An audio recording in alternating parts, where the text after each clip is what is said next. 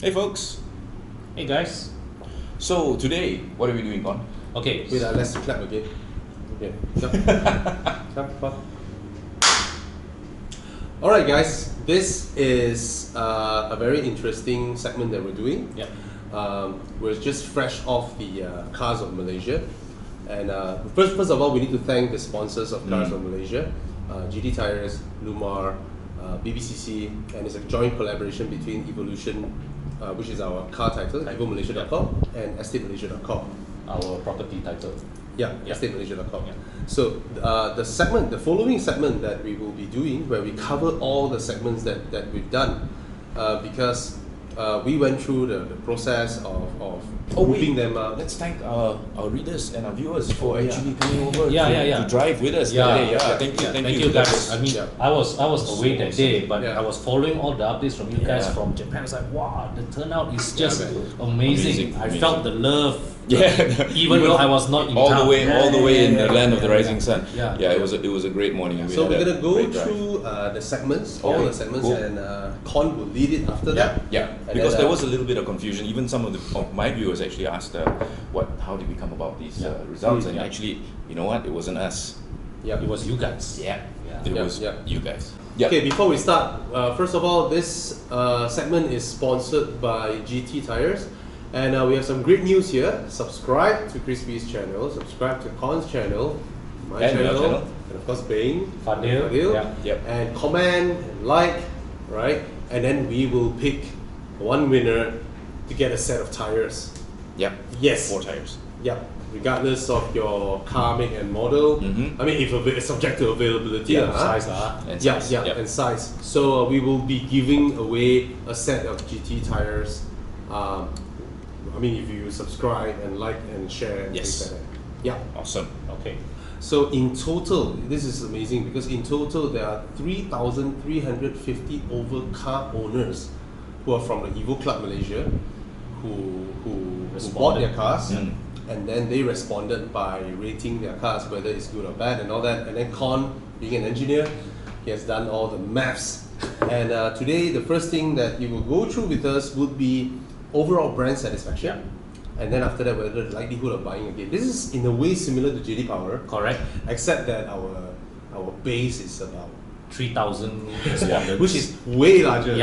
All right, big base. Okay, Con, all yours. Thank you for that, guys. And so we started by asking, if you remember, those of you who voted, we started off by asking a very simple question: how happy are you with your cars? Right? We asked you to give a rating of 1 to 5. So after you all voted and all, when we collected all the data, we tabulated and so we arrived at an average. I think on average, most all of you guys are rather happy with your cars. We average everybody add together and then we divide the number of respondents. We got about an average rating of 4.1 something over out of 5 in terms of overall satisfaction. So and also we were able to segregate the average rating based on brand. So that was quite surprising. And the most satisfied owners are Volvo owners. Volvo owners. Congratulations to Volvo. All you Volvo owners would average 4.6. Right? Then after that came BMW owners, 4.48. So who said BMW got a lot of problems? All of you happy owners. Alright? Either you're all problem free or you're just hiding it. So Subaru. Subaru is third, 4.47. 4.47. Very high. But the thing is that Subaru is you're an ex-Subaru owner. Right? You know that Subaru is actually makers of very, very reliable cars. Absolutely reliable, and I don't think this chart alone tells it's all about reliability. I think there is some form of fanboyism as well. Probably. Right? There are a lot of Subaru fans out there. We see Volvo just had a big evolution in terms of their products, and people who made the plot are very likely early adopters. And most of the time, these people, they would forego little niggling stuff. Right? Because they're happy to own the brand. They're happy to own it. And Subaru as well. I mean, they buy into that. asymmetrical all-wheel drive. Symmetrical all-wheel drive. Boxer and everything, right? And we were surprised with Volkswagen. Volkswagen, yes. Volkswagen is 1, 2, 3, 4, 5. five, Yeah. Very 6. high. very high. Yeah. 4.40. No, 4.37. 4.37. Yeah. Volkswagen. And not far off from Volkswagen is Peugeot. Very surprising. Yeah. 4.35. 4.35. Peugeot owners seem Yeah. to be Kia, very happy. So then we have this cluster of cars, right, of brands.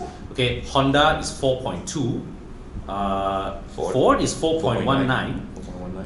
Hyundai is 4.18. Mitsubishi is 4.17. Guess where is Toyota? Toyota is below Mitsubishi. 4.15. Yeah. So right at the below 4, those that average below 4, we have Proton, Produa, and Nissan. See, the thing is this is not a super duper scientific way. Yeah. It's just a very large base and based on their own Satisfaction. Their own feeling, Yeah. how satisfied they are with their vehicles. Yeah. And we always hear people complaining on social media about VW or Peugeots. I think those are the louder Voices, voices. Yeah. But the silent majority, they are like, hey, I'm actually happy with my car. Yeah. They just voted here. Yeah. Whereas we see the Japanese cars about 4-ish there, right? I think it's mostly because these people, they are pampered, I can say. Yeah. Right? Yeah. Little bit of stuff that they're not happy and then they come and vote. Yeah. But overall, this is a guide. Yeah. This is the average. Uh. So we also took the trouble to compare. Okay, for each brand we tabulated how many people voted 1, how many people voted 2, how many people voted 3, and we compared it to the industry average. Yeah. So let me just highlight the most one of the more interesting ones. All right, Volvo. Nobody who owned a Volvo voted 1 or 2. Everybody voted at least 3. Wow. In fact, 63% of Volvo owners voted 5. Wow. Crazy. They're very, very happy with their cars. Yeah. So this is where the results come from. Yeah. Very few people voted 1, 2. Yeah. And we look at Subaru. Subaru has the same kind of satisfaction. 51% of Subaru owners voted 5. 45.1% voted 4. 3.9% voted 3, and nobody voted 2 or 1. 1 or 2. Subaru guys are really happy with your cars. Yeah, amazing. So, well, let's look at. We can't run through every brand, lah. No, let's not. Yeah. Because the reason why we're doing this also is because there was some confusion about how the results were tabulated, not just from the car manufacturers but from viewers as well. They were like asking how is this tabulated. So this is there's one more brand that did very well in this, Mitsubishi. Yeah, another. Yeah, nobody voted 1 or 2 it's for all 3 and above. Mitsubishi. Mini. Also, Nobody voted 3 and below. Oh. All Mini owners voted either 4 or 5. All Mini owners. Yeah. Mercedes-Benz, a small portion voted 2, but nobody voted 1. Nobody voted. So, on average, most of you guys seem pretty happy with your cars. That's one more. Okay, so nobody voted 1 for Ford either. Yeah. So a lot of people say about what Ford after sales service. Nobody's Still quite happy. Nobody is super unhappy with Ford. Yeah. Okay. Audi also. And this is all according to you. This is not guys, we didn't touch any of this. We This is didn't, all the feedback from you guys. Yeah. And gals. So then after evaluating how happy you are with your brands, we then ask you the next question. The $1 million question. Will you buy from them again? Would you buy another car from them again? So What was the Mercedes, BMW, and Volvo owners are the ones most likely to buy from the their same brands car again?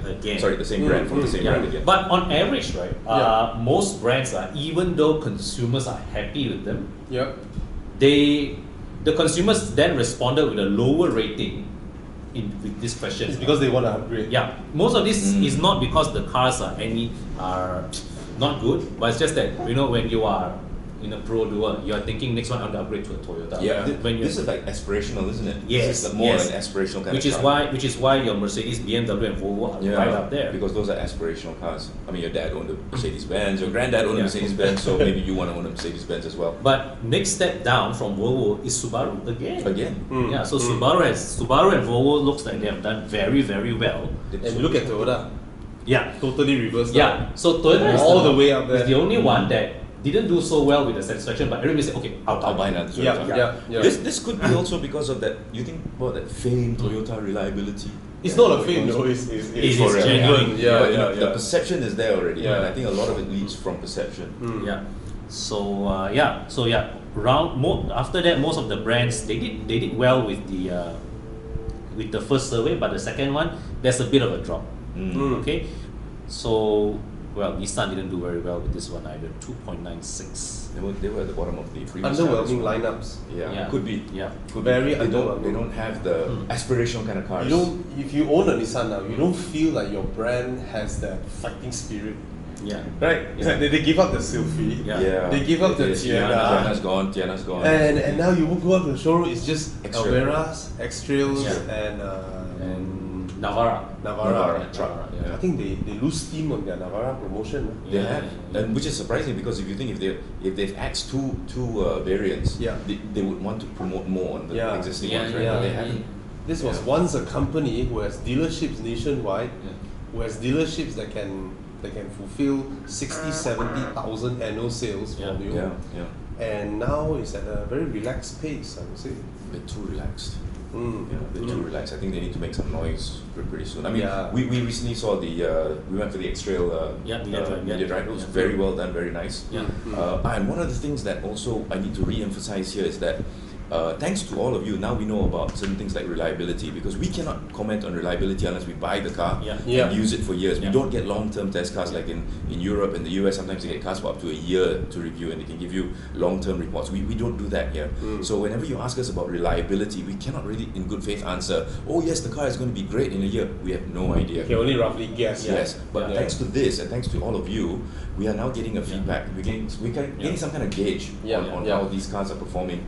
From an ownership perspective. And we're going to compare year on year after Absolutely. that. Because like between the three of us, we can only realistically comment on reliability of your Volvo XC90, your BX6 series, your Audi, my For me, it's zero because I don't have any new cars. my Persona, Waja. I can tell you how good an E30 or a Mercedes-Benz W126 is. That's it. So, okay,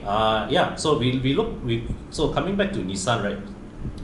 They are the only ones that had a double-digit percentage of people voting one in the likelihood of buying. Ouch. Oh, Yeah. almost 11%. Yeah. So Who would not buy another one? Yeah. I think this has also something to do with the Xtronic transmission issue. Yeah, that they have- seems they're to be having a coming up headache more on. and more. Yeah. I'm getting Right. That's something that we are hearing, but It's global. Yeah. This is a global the thing. Xtronic CVT. Yeah, the Nissan. So they need to. Yeah. So anybody follow out there that. got an Xtronic CVT? Tell us in the comments what's happening with your car. Yep. We'd really like to hear about it. Yep. So we drilled down the voting patterns, right? And unsurprisingly, as I was browsing through, right, once again, it's Volvo, BMW, Mercedes.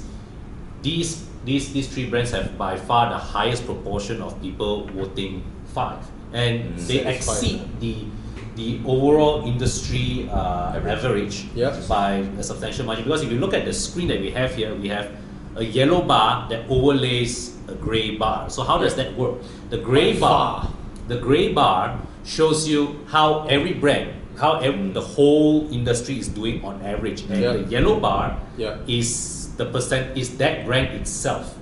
So when you compare the yellow bar versus the grey bar, you see how that brand is doing relative. And you can check this out all online. Just go to www.evomalaysia.com. And it's on the cover. The link is on the cover. And the link is already on the cover. So just go to evomalaysia.com and you can see for yourself what we're talking about in terms of the yellow bars and the grey bars. Okay. Or you can just Google search 2019 Cars of Malaysia results. Yeah. You'll find it. And then play us in the background, and then you can see the bars for yourself, and it's like it's kind of cool. Okay. Mercedes is very high. 60 point something percent. Easy. 5-star. A lot of Merc fans out there. Which is good. Yeah, they're happy with their cars.